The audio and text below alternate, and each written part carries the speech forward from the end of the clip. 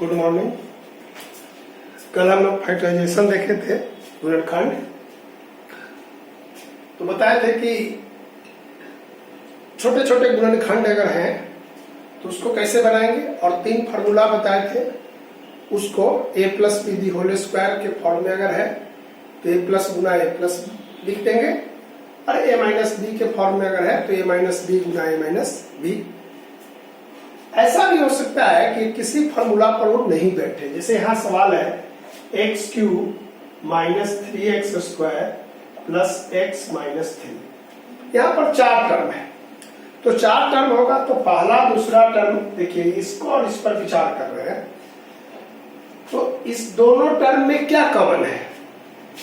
तो x cube 3 बार है, यहाँ 2 बार है, तो हम 2 ले सकते हैं, लेकर देखेंगे, सॉरी एक्स स्क्वायर तो एक्स माइनस 3। अब देखिए ये टर्म ऐसा आ गया ना x माइनस 3, तो जहां नहीं रहेगा हम 1 लेकर ये नॉमिनल लिख देते हैं कि 1 कॉमन भी ले सकते हैं, कोई दिक्कत नहीं। अब देखिए यहां ये दोनों टर्म सेम हो गया, तो लिख देंगे एक्स स्क्वायर प्लस 1 और x माइनस 3। क्या किए कि 4 टर्म अगर है तो 2-2 टर्म का समूह बनाएंगे, इसी को बोलते हैं रीग्रुपिंग या रीऑर्गेनाइज करते हैं, कि ग्रुप को हम कंस्ट्रक्ट करेंगे अपने हिसाब से। तो ऐसा भी हो सकता है कि ये जो पहला दूसरा लिए, हो सकता है किसी में पहला चौथा लेना पड़े, फर्स्ट एंड लास्ट, और सेकेंड और थर्ड। तो 1-2 बार हम देखेंगे, हो सकता है देखने में गलती भी होगी, लेकिन बन जाएगा। आप समूह जब करेंगे तो ध्यान होगा कि हम इसमें से जो चीज ले रहे हैं वही चीज इसमें से भी लेने पर क्या वो चीज आता है सेम। अगर सेम टर्म दोनों में आता है तब समूह उसको कर सकते हैं। ऐसे सवाल हम लोग बनाते हैं। जैसे देखिए एक और 2 और सवाल बताते हैं। जैसे लिखा हुआ है एक्स स्क्वायर माइनस ए एक्स माइनस बी एक्स और प्लस ए बी। देखिए यहां भी 4 टर्म है। अब कोई आदमी पहला टर्म लिया और दूसरा टर्म लिया, देख लीजिए फर्स्ट और सेकंड और इसको, तो देखिए यहां क्या हुआ, x कॉमन ले सकते हैं इसमें से, x माइनस ए हो, और इस दोनों टर्म में से b कॉमन लेंगे तो x माइनस ए हो। देखिए दोनों में टर्म कॉमन हो गया, x माइनस ए और x माइनस बी। ठीक है। अगर मान कि पहला और लास्ट लेंगे तो कोई टर्म कॉमन नहीं है। हाँ, ये टर्म अगर ले, ये वाला और ये वाला, तभी भी क्या होगा कि फर्स्ट टर्म x कॉमन लेंगे तो x माइनस बी, और यहां पर ए एक्स है तो a कॉमन ले लेंगे माइनस ए तो x माइनस बी। तो ये भी कर सकते हैं। ठीक है, कि 2 टर्म अगर है तो हम इसको सिंपल करते हैं, और 4 टर्म होने पर 2-2 टर्म का ग्रुप बनाते हैं। ठीक है, इसको और अभ्यास कीजिएगा। यहां पर देखिए 2 सवाल और दिया हुआ है कि 3 टर्म है लेकिन वो किसी फार्मूला पर नहीं बैठ रहा है। फार्मूला बैठने का मतलब कि एक्स स्क्वायर प्लस 2ab और प्लस बी स्क्वायर, ऐसा अगर है, देखिए A square plus 2ab plus B square अगर रहता, चाहे A square minus 2ab plus B square रहता, तो हम क्या करते, यहां पर लिखते A minus B into A minus B, और यहां पर लिखते A plus B into A plus B. लेकिन यहां देखिए बी स्क्वायर एक्स स्क्वायर जो है, और यहां 6 है, तो 6 किसी का स्क्वायर नहीं है।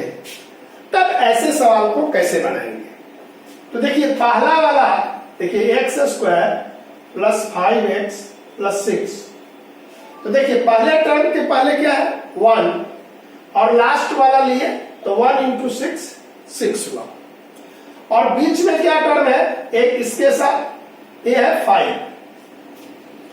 तो 5 को देखिए ये 1 इंटू 1 1 इंटू 6 6 हुआ। अब 5 को 2 भाग में ब्रेक करना है। कैसे भाग में? 2 भाग में, लेकिन मल्टीप्लाई करेंगे तो 6 होना चाहिए। जैसे 1 प्लस 4 लिखे तो 4 इंटू 1 क्या है, ये दोनों मल्टीप्लाई किए तो 4, ये नहीं लिखेंगे। फिर लिख सकते हैं 5 बराबर 2 प्लस 3, तो देखिए 2 और 3 को मल्टीप्लाई करेंगे तो 6 होगा, तो इसको लिख देंगे। क्या लिखेंगे? एक्स स्क्वायर 2x 3x और प्लस 6।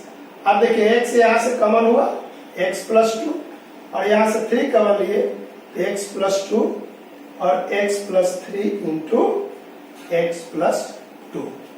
समझ में बात आई कि पहला टर्म और लास्ट टर्म, माने पहला टर्म जो x के पहले जो कोफिशिएंट है वो, और जो कांस्टेंट टर्म है उसको हम लोग मल्टीप्लाई करेंगे, पूरे टर्म को भी मल्टीप्लाई करेंगे, तो बीच वाला भी पूरा टर्म मल्टीप्लाई करना होगा। मतलब कि x स्क्वायर और 6 ले लिए तो क्या हो गया 6x स्क्वायर, तब 5x को ब्रेक करेंगे, 2x 3x ऐसे लिखेंगे। ठीक है, तो यही देखना है आपको कि जो पहला और लास्ट का ब्रेक करेंगे, मल्टीप्लाई करेंगे, वो टर्म आना चाहिए हम ब्रेक करने पर। ठीक है, और इसको 1-2 बार और करेंगे तो आ जाएगा, आपको कोई दिक्कत नहीं होगी। अब यहां पर जरा दूसरा वाला सवाल देखते हैं, और ये ध्यान देंगे कि आप लोग यहां क्या किए हैं, सिर्फ ब्रेक किए हैं। अब देखिए दूसरा वाला सवाल हम लोग कर रहे हैं। देखिए दूसरा वाला सवाल में यह हुआ पी स्क्वायर माइनस 17p और माइनस 38। देखिए ये दोनों गुना किए तो p के स्क्वायर के पहले 1 है, तो यहां हो गया 1 इंटू माइनस 38 माइनस 38। अब 17p को हम तोड़ेंगे तो क्या लिखेंगे, माइनस 17 को तोड़ेंगे तो क्या लिखेंगे, दोनों माइनस होगा, लेकिन जब प्रोडक्ट लेंगे तो क्या होगा, प्लस हो जाएगा। तो इस स्थिति में क्या करते हैं, 17 को थोड़ा बढ़ाएंगे। क्या बढ़ाते हैं, जैसे लिखेंगे माइनस 18 और प्लस 1। अब इस दोनों को मल्टीप्लाई करेंगे तो क्या आया, माइनस 18, इसको नहीं लिखेंगे, यहां लिखेंगे। देखिए माइनस 19 प्लस 2 माइनस 38, ये आ गया।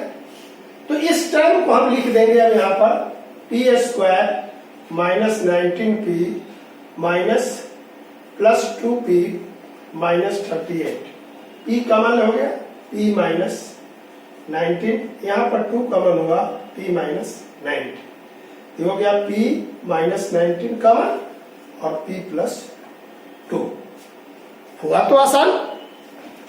दोनों में क्या अंतर था कि जब हम पहला और लास्ट को मल्टीप्लाई किए थे तो पॉजिटिव आया था, धनात्मक, और इस बार क्या आया, निगेटिव।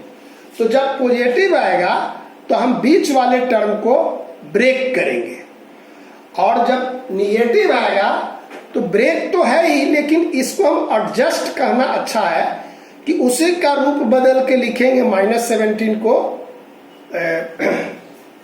यहां पर सॉरी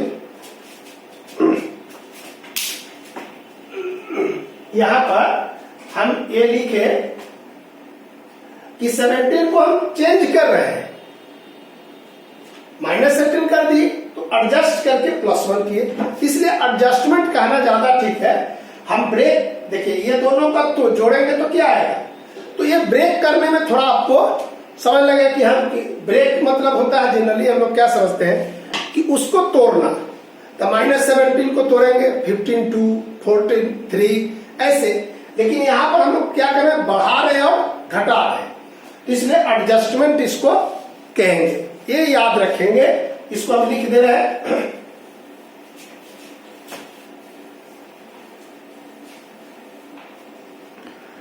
कि इसको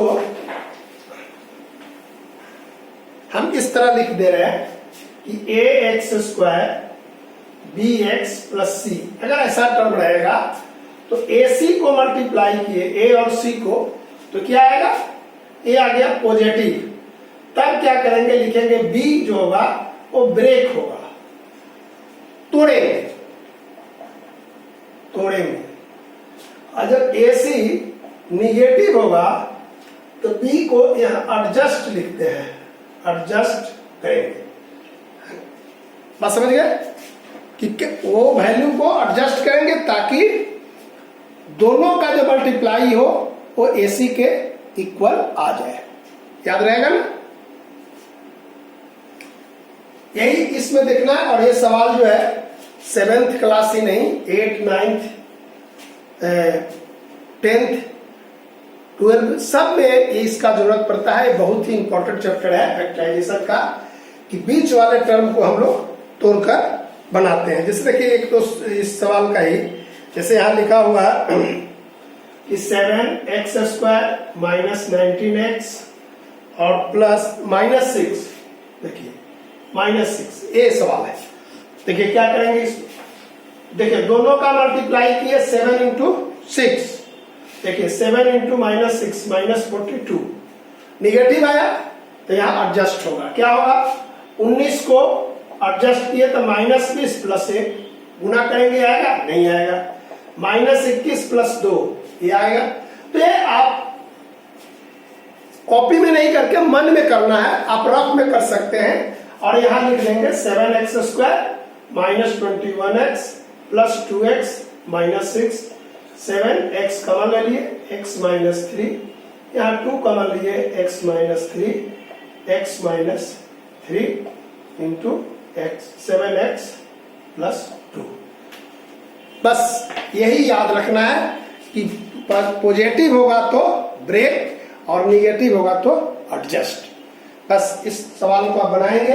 चैप्टर आपका 7.2 था, इसको डिवीजन करके भी हम लोग जैसे अगर पता चल जाए कि इसमें 7x माइनस 3 से डिवीजन हो रहा है, यानी एक फैक्टर है, इसका मतलब क्या होगा कि इसमें अगर डिवीजन करेंगे तो ये आएगा, अगर इससे डिवीजन करेंगे तो ये आएगा। हम डिवीजन करके भी बना सकते हैं, लेकिन ये पता हो तब ना कि किससे वो डिवीजन होगा। तो इसलिए हम लोग फैक्टराइजेशन करते हैं और यही एडजस्टमेंट का तरीका है। इसको आप बनाएंगे, कहीं दिक्कत होगी तो हाँ डिवीजन का हम लिंक दे देंगे, अपने डिस्क्रिप्शन में देख लीजिएगा।